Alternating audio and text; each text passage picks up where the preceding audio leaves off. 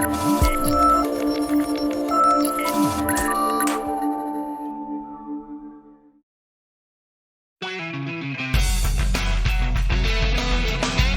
listening to the Shared Security Podcast with Tom Eston and Scott Wright, exploring the trust you put in people, apps, and technology. This is your Shared Security Weekly Blaze for October 1st, 2018, with your host, Tom Eston. In this week's episode, Facebook's fake account crackdown, a privacy upgrade to HTTPS, and new security features in Apple iOS 12. Silent Pocket is a proud sponsor of the Shared Security Podcast. Silent Pocket offers a patented Faraday cage product line of phone cases, wallets, and bags that can block all wireless signals, which will make your devices instantly untrackable, unhackable, and undetectable. Use discount code SHAREDSECURITY to receive 15% off of your order. Visit silent-pocket.com to take advantage of this exclusive offer. Hi everyone, this is Tom Eston, co-host of the Shared Security Podcast. Welcome to the Shared Security Weekly Blaze, where we update you on the top 3 security and privacy topics from the week. These weekly podcasts are published every Monday and are 15 minutes or less, quickly giving you news that you can use. Facebook has recently taken a tougher stand against fake profiles, specifically ones being used by law enforcement. In a letter that Facebook sent to the Memphis Police Department, Facebook states that they have disabled fake accounts that were set up by the police department because they violate Facebook's terms of service, which notes, you must use your real name while using the social network. Privacy advocates like the EFF have been critical of this position in the past, since in some cases, free speech may put certain users at risk if real identities are being used. However, regardless of how you feel about this policy, it's good to see Facebook applying these rules to everyone, including law enforcement. In fact, as the EFF has pointed out, Facebook recently updated their help page titled Information for Law Enforcement Authorities, and under their misrepresentation policy, they state, quote, people on Facebook are required to use the name they go by in everyday life and must not maintain multiple accounts. Operating fake accounts, pretending to be somebody else, or otherwise misrepresenting your authentic identity is not allowed, and we will act on violating accounts, end quote.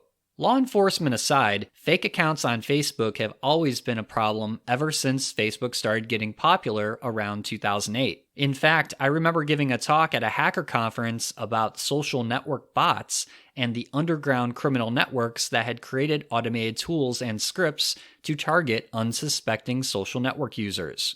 Check out our show notes for a link to this talk and a nostalgic look into the younger version of yours truly. Oh, and in full disclosure, I may have pushed the limits of fake account creation back then as well. Now, I gave that talk back in 2009, but bots and fake accounts are still running rampant on Facebook and other social networks. They are even using those same techniques I talked about back then to friend thousands of strangers in order to solicit spam or to get them to click on links which lead to malware and phishing scams. The best advice to avoid becoming a victim of a fake account or bot in your friends list is to only accept friend requests from people you actually know in real life. But even that can lead to problems though, especially if someone is impersonating one of your friends. Our advice is to contact that friend out of band, for example, via a text message or phone call, to verify that they are who they say they are. In other late-breaking Facebook news last Friday, a serious vulnerability in the View As profile feature was identified by Facebook's own engineers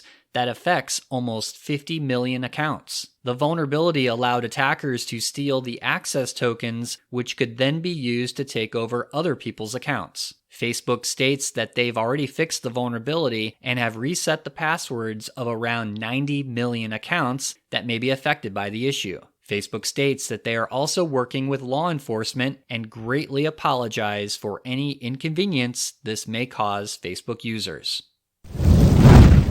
How private do you think your web browsing history is?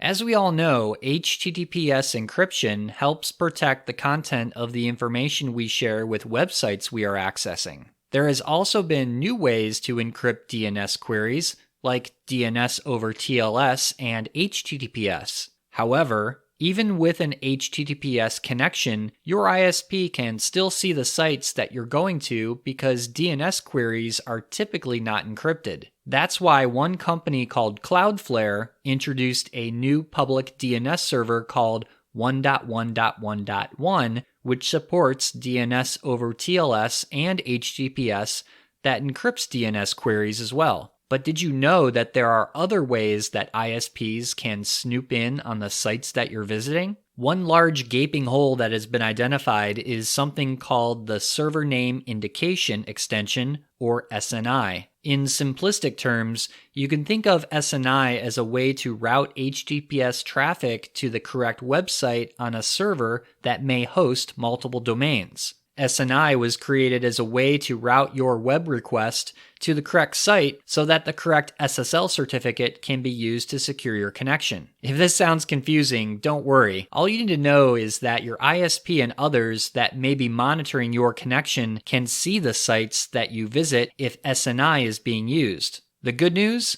Cloudflare has introduced encrypted SNI or ESNI, which is now part of the Cloudflare network. In addition, Mozilla's Firefox browser will be the first browser to support this new protocol, with other browser manufacturers to hopefully follow Mozilla's lead. This is great news for privacy, as one of the long-standing privacy issues on the internet is about to be a problem no longer. If you're interested in learning more about Cloudflare's 1.1.1.1 DNS service, check out our show notes to our previous episode where we covered this service in more detail. Edgewise Networks is the first zero-trust platform that stops data breaches by allowing only verified software to communicate in your cloud and data center. Micro-segmentation projects can be costly and difficult, but Edgewise offers a new approach: zero-trust segmentation. Without any changes to your network environment, Edgewise puts your data at the heart of your security strategy, giving you visibility into workload communication pathways, security policies built on the cryptographic fingerprint of the software, the ability to apply policies and segment your networks in one click, and a way to continuously monitor and assess risk. Edgewise recommends policies based on the identity of your software and stops attackers' lateral movements by requiring authentication and authorization with every workload communication. Visit edgewise.net to learn how Edgewise can eliminate network attack surface, stop lateral movement, and protect your applications.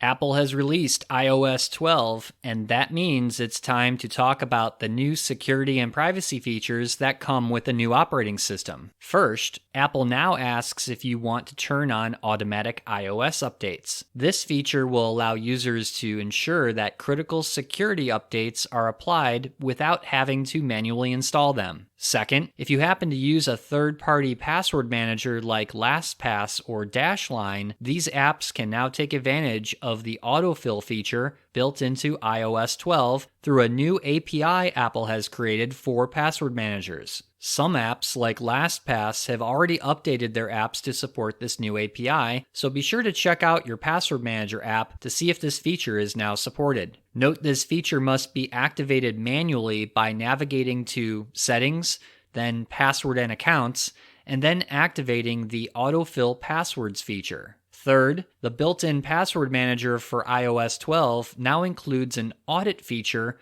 which will identify when the same or similar passwords are being used across multiple sites. And last but not least, the updated Safari browser in iOS 12 now includes something called Internet Tracking Prevention, or ITP, which will prevent cross-site tracking from large companies like Facebook and Google. ITP basically separates cookies from each website, which in turn prevent things like Facebook's pixel tracking and like buttons from tracking you across different websites. As we've always reminded you on the podcast, updating to the latest version of your operating system almost always includes critical security updates. In the case of iOS 12, Apple noted a very large list of security vulnerabilities that were fixed. Check out our show notes to view this list, but in the meantime, make sure you update to iOS 12 to ensure you're running the very latest security updates to protect your device. That's a wrap for this week's show. Be sure to follow the Shared Security Podcast on all the regular social media channels like Facebook, Twitter, and Instagram for frequent posts, commentary, and updates. If you have feedback or topic ideas for the show, you can email us at feedback@sharedsecurity.net. First-time listener to the podcast, please subscribe on your favorite podcast listening app such as Apple Podcasts or on our YouTube channel. Thanks for listening, and we'll see you next week for another episode of the Shared Security Weekly Blaze.